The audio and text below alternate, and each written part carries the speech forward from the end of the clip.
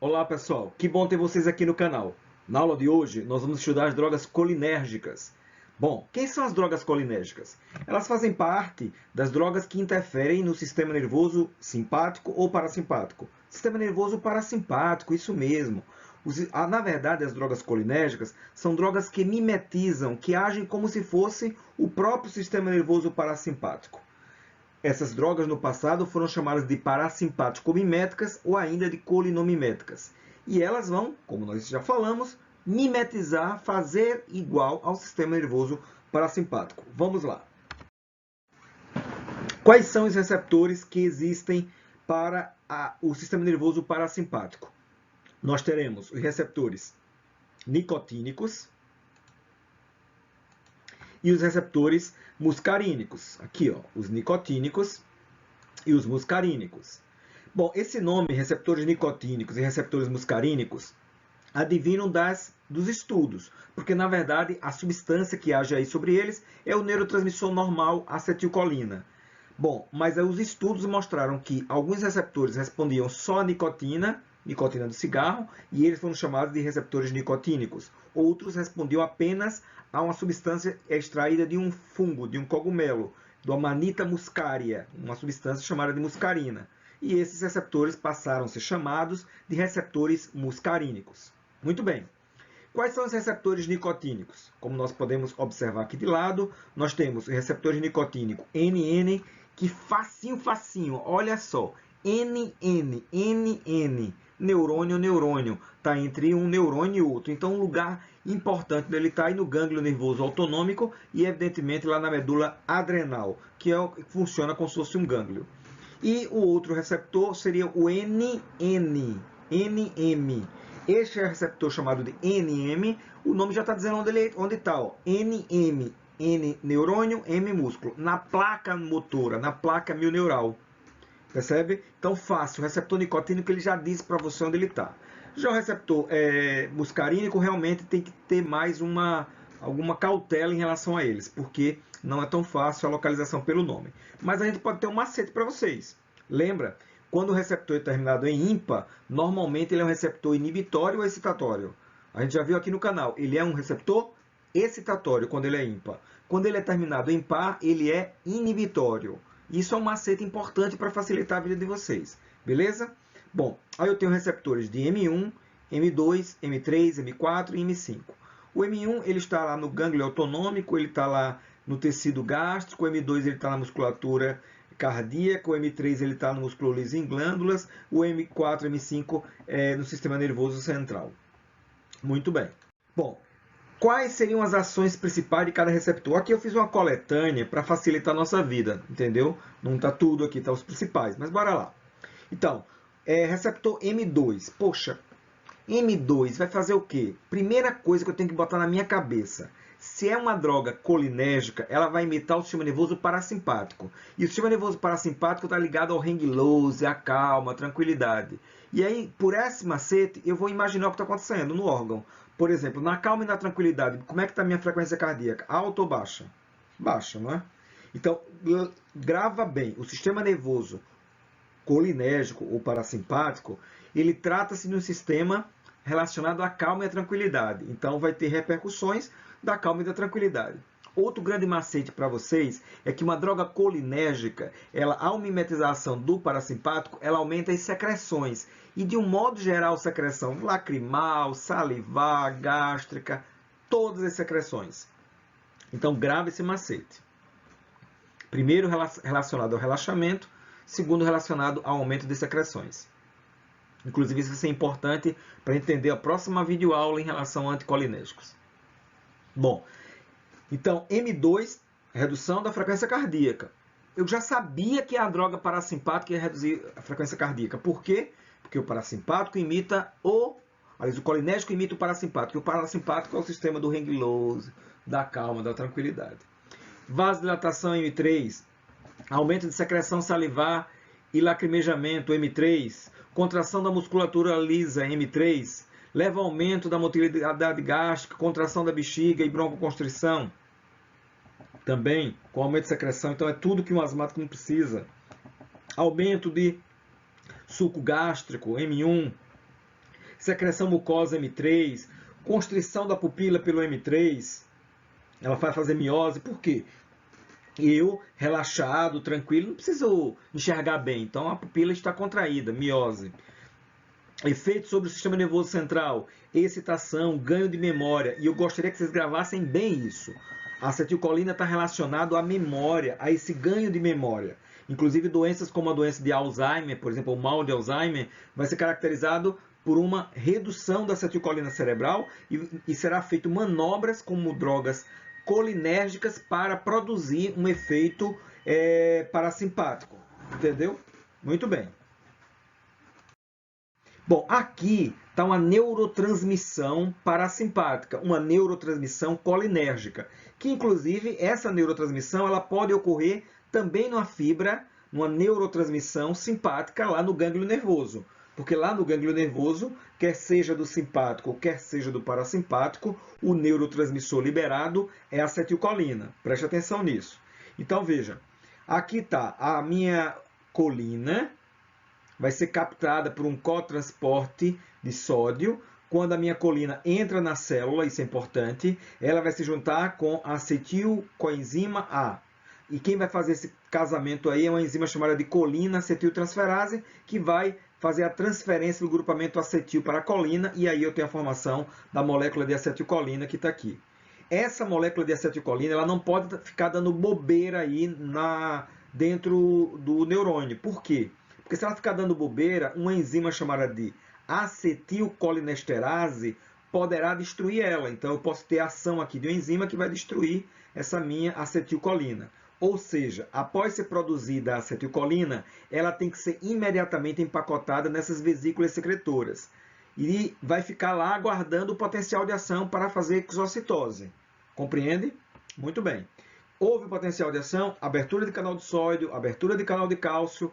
O cálcio entra, modifica o citoesqueleto e empurra a vesícula contendo acetilcolina para a fenda sináptica. Aqui na fenda sináptica, a minha acetilcolina vai agir sobre o receptor pós-sináptico, que poderá ser muscarínico ou nicotínico, a depender do local envolvido.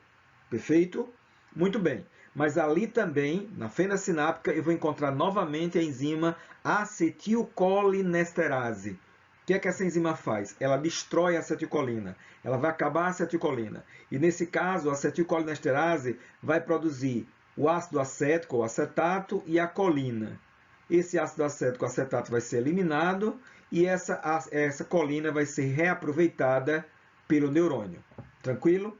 Outra informação importante é que a minha acetilcolina que foi liberada aqui também vai dar informação para um neurônio pré-sináptico, através do receptor pré-sináptico, que funciona como uma orelhinha para controlar quanto de acetilcolina foi liberada na fenda sináptica. E nós vamos ter, por exemplo, substâncias que vão interferir nesse processo de neurotransmissão, ou aumentando a neurotransmissão colinérgica, ou bloqueando a neurotransmissão colinérgica, como é o caso, por exemplo, da toxina botulínica. Todo mundo já ouviu falar aí do Botox, né? Vai interferir nesse mecanismo, no caso aí da toxina botulínica, na placa mioneuronal. Bom, vamos dividir as drogas colinérgicas. Veja bem, as drogas colinérgicas, eu poderia dividir elas em diretas e indiretas. Diretas e indiretas. As drogas colinérgicas diretas são aquelas que agem sobre o receptor. Grava isso. Toda vez que eu disser que uma droga é direta, seja ela qual for o grupo, é uma droga que age sobre o receptor. Quando eu digo que uma droga é indireta, ou ela age sobre a enzima, ou ela age estimulando a secreção, ou ela inibe a recaptação. É uma ação indireta. Então, as drogas de ação direta poderiam ser diretas sobre o receptor muscarínico ou diretas sobre o receptor nicotínico. Na aula de hoje, nós vamos estudar as drogas colinérgicas diretas muscarínicas, porque são as que têm maior relevância na prática médica. Vamos lá? Então, olha só aí. As drogas de ação direta, eu poderia dividir, como eu tinha falado há pouco, em muscarínica e nicotínica. Nós iremos estudar as drogas colinérgicas muscarínicas. Essas drogas colinérgicas muscarínicas vão fazer uma atividade sobre o receptor apenas muscarínico, sem ação ou com ação muito baixa ou insignificante sobre receptores nicotínicos. Essa categoria de drogas de ação direta, eu vou dividir elas em duas subcategorias. ésteres de colina e alcaloides. Na verdade, esse grupo ele iniciou com a descoberta das drogas a partir da muscarina. Então, a muscarina, vamos dizer assim, foi quem determinou a descoberta desse receptor, e essa muscarina eu botei até aqui de lado, ela veio desse rapazinho aqui, cogumelo, vinho vermelho, que é o Amanita muscaria, que a galera faz chá aí para ficar meio doidão, né? Perigosíssimo, inclusive.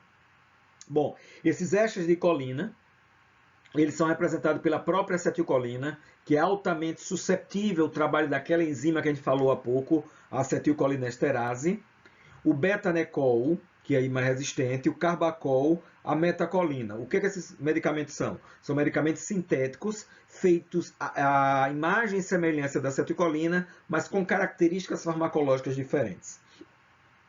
Nós temos também aqui, ó, cevimeline, que é uma droga interessantíssima para utilização na odontologia em pacientes que tenham xerostomia, que tem a boca seca, que tem baixa produção de saliva. Porque a saliva ela é importante para a redução do efeito cariogênico, né? Ela é um protetor na cavidade oral.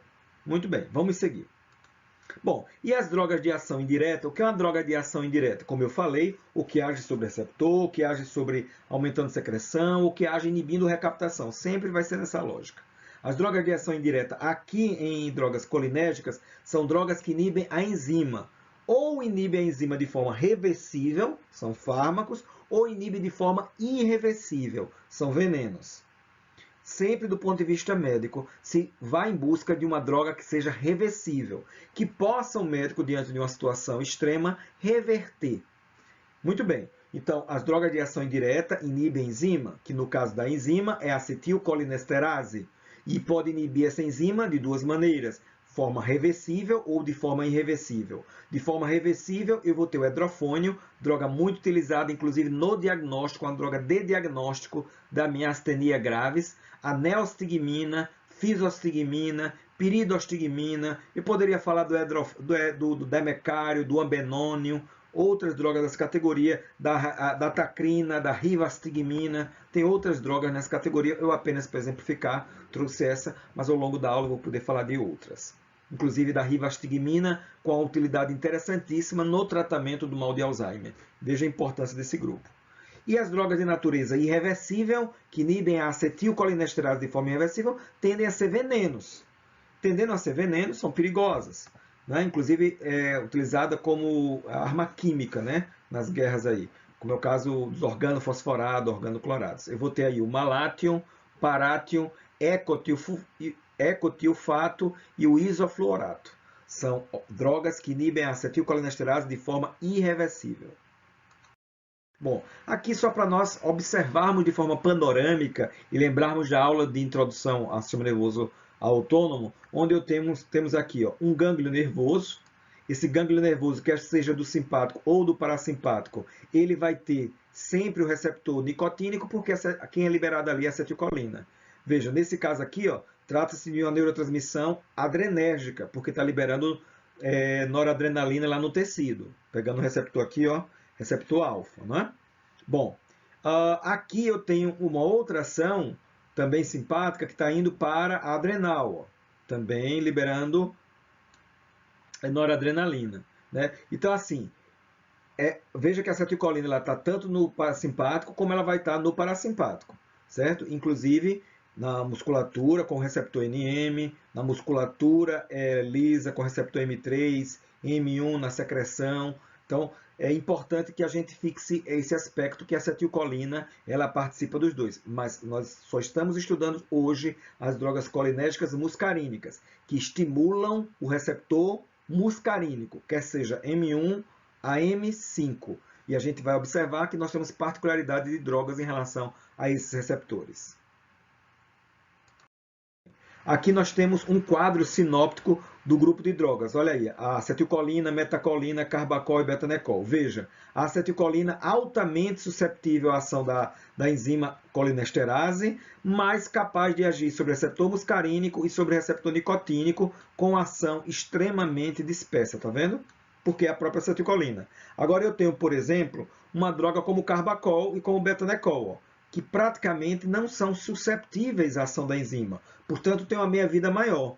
E o betanecol, ele em particular, olha só, ele tem uma ação maravilhosa sobre gastrointestino e sobre bexiga. Então é interessante a utilização do betanecol, por exemplo, naquele paciente que tem uma atonia vesical, quando eu precisar usar uma droga para aumentar a contração uterina, uterina, contração vesical. Né? Então o betanecol é capaz de fazer essa ação contraindo de forma efetiva, o carbacol também, né? E pode ser utilizada, como eu disse, em quadros de bexiga neurogênica para ajudar nesse esvaziamento vesical.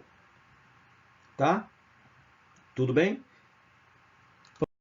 Bom, em relação aos efeitos desses agentes muscarínicos, eu vou gravar uma coisa com força. Já falei aqui, gente.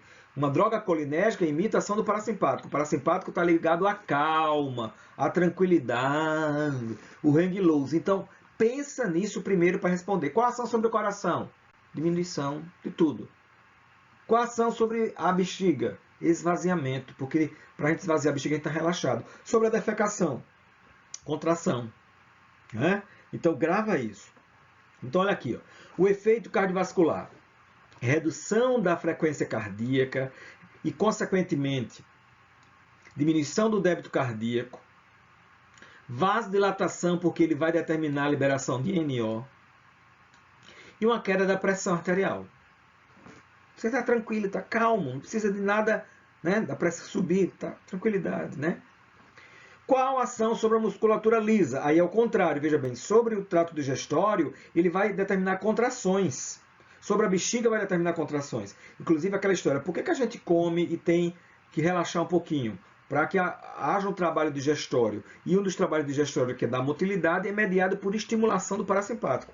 O parasimpático ele inibe a maioria das áreas, mas sobre o sistema nervoso, sobre o trato digestório, sobre a bexiga e sobre os brônquios, ele estimula. Então, olha a preocupação que eu tenho que ter aí, por exemplo, de uma droga colinérgica em um paciente que tenha uma asma. Porque ela é uma droga que vai determinar, além da contração brônquica, lembra que eu falei que as drogas colinérgicas imitam o parasimpático aumenta as secreções.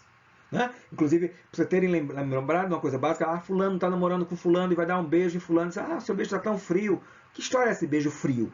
Beijo frio é beijo com baixa quantidade de saliva, porque a pessoa não está relaxado.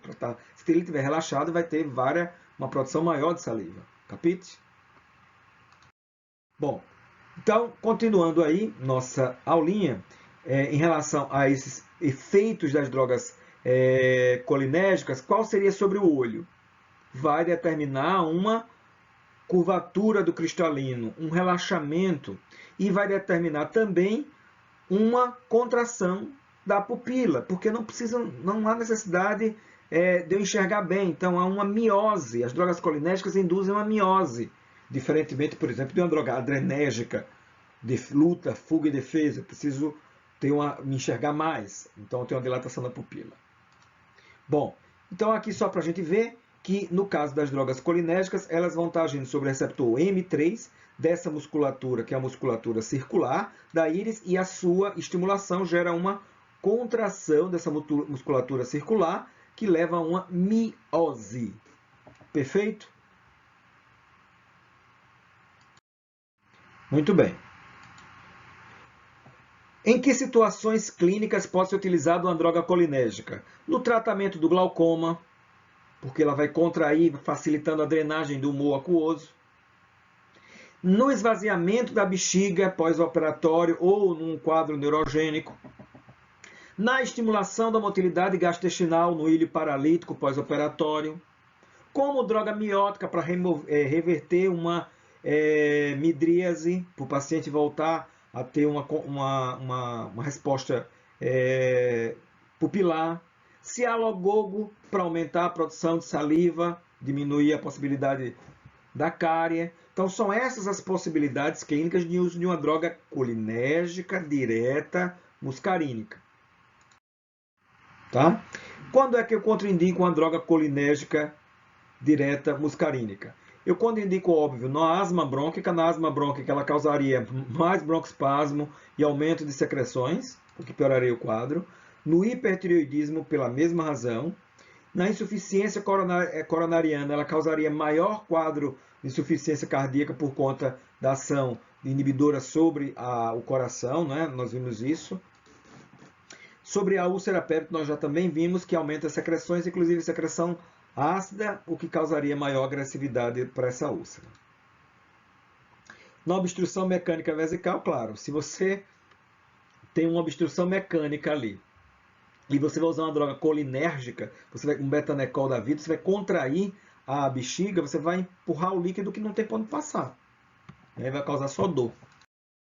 Bom, quais são os efeitos colaterais aí importantes? Nós vamos ter o rash cutâneo, que é um quadro alérgico, a sudorese, as cólicas abdominais, a contração vesical, espasmo na acomodação visual, miose, tudo isso pode ser intencional, né? Como eu disse, contração da bexiga pode ser interesse meu para ajudar no esvaziamento. Espasmo da acomodação visual, miose, cefaleia, salivação pode ser interesse também, fazer salivação. Broncoespasmo é que é meio complexo, não vai ser possível, né? O lacrimejamento, também na xerostomia. O efeito hipotensivo, claro, ninguém usa como efeito, como uma droga hipotensiva, mas eu devo considerar que é uma possibilidade de causar hipotensão e de causar quadros de bradicardia. Outro ponto importante de uma droga colinérgica é a possibilidade de interações. Então, eu tenho a possibilidade aí da procainamida e da quinina antagonizar o efeito do betanecol. Isso é importante porque, em algumas situações médicas, pode o paciente que está usando o betanecol para o quadro urológico estar utilizando uma quinidina aí, por exemplo, para um efeito antiarrítmico. Bloqueador ganglionar mais betanecol leva a uma grave queda de pressão arterial, então não deve ser utilizado associadamente. E o betanecol e depletores da serotonina, que vocês estão vendo aí com o nome de 5-hidroxitriptamina, 5-HT, pode levar a uma grave hipotermia, redução da temperatura corporal. Bom, eu queria lembrar também, isso nós falamos das drogas colinérgicas diretas. Agora eu vou ter as drogas colinérgicas indiretas. E a droga colinérgica indireta vai agir sobre as colinesterases. E aí eu teria, quem seriam as colinesterases? A mais importante que está na fenda sináptica é a acetilcolinesterase. Lembra? A acetilcolinesterase. Ela é principalmente ligada à membrana da célula. Ela é específica para pegar a acetilcolina, bem seletiva. E ela é responsável por uma hidrólise e por uma quebra muito rápida da acetilcolina. A outra que nós temos é uma que está lá no sangue, mais no sangue, lá no plasma, que é a butirilcolinesterase. Essa mocinha, inclusive, é uma mocinha que metaboliza uma droga que a gente vai estudar na aula de BNM, de bloqueador neuromuscular, que são drogas que fazem a degradação de uma substância chamada de succinilcolina, que é um importante bloqueador neuromuscular que nós vamos estudar na aula de bloqueador neuromuscular de BNM. Mas aqui eu quero que já vocês gravem que a butirilcolinesterase, ela também pode ser chamada de pseudocolinesterase. Ela já não é seletiva igual a acetilcolinesterase, ela não é seletiva e ela vai ser bem localizada, como eu falei, em plasma e em outros tecidos. Enquanto a acetilcolinesterase é específica para a acetilcolina e está lá na fenda sináptica. Bom, aqui só para a gente observar onde estaria essa butirilcolinesterase ou pseudocolinesterase, ou ainda esterase sérica, ou ainda falsa colinesterase, ela tem esses nomes todos, né? Ela vai estar localizada aí no plasma, um local importante onde ela está, no fígado, em células da glia, em outros tecidos, mas eu gostaria de chamar e que vocês gravassem bem a presença dela no plasma. Então, ela não é seletiva para acetilcolina, ela pega a acetilcolina, mas ela vai pegar, além da acetilcolina, aquela droga que eu falei há pouco, a succinilcolina, que é um importantíssimo BNM, despolarizante, que a gente vai estudar na aula mais na frente. E a procaína, que é um anestésico local. Quem não é substrato para ela, quem ela não pega? Metacolina, betanecol e carbacol. Lembra a história daquelas drogas produzidas à imagem e semelhança da acetilcolina, mas resistente à ação da enzima, né, que a gente tinha falado há pouco. Então, resistente, inclusive, à pseudocolinesterase, ou butirilcolinesterase, ou esterase sérica, ou falsa colinesterase, como vocês preferirem chamar. Então, vejam, as drogas anticolinesterásicas, nós vamos dividir elas em 3 segmentos. Ou elas inibem de forma reversível, ou elas inibem de forma irreversível. Na forma reversível, ou de ação curta, ou de ação intermediária, ou de ação longa, ou irreversível, que são os venenos. A droga de ação curta, ela basicamente só serve para uma coisa, para fazer o diagnóstico. Porque a ação é rápida, então ela é utilizada para fazer o diagnóstico da miastenia gravis, que é aquele quadro onde o paciente tem uma redução dos receptores nicotínicos, NM. Então, quando eu aumento a acetilcolina, compensatoriamente eu vou ter uma ação melhor sobre o receptor nicotínico que o paciente tem e o tônus muscular dele vai se restabelecer durante a pequena ação da droga. Quando a ação da droga passa, ele volta a ter uma perda do tônus muscular. Então, me fecha o diagnóstico de que com o hedrofone ele melhora do tônus, então isso deve ser uma miastenia gravis, né? Mas não é usado no tratamento porque a meia-vida dele, como eu falei, é curta. Então é uma droga usada para um teste terapêutico, na verdade para um diagnóstico. A ação intermediária, a gente vai ter várias drogas aí, né? Neostigmina, fisostigmina, né? A piridostigmina ela estaria mais numa ação prolongada, né?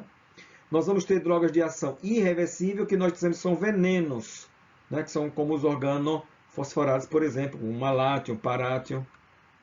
Então, a ideia dessas drogas, como a gente falou, é potencializar a ação colinérgica.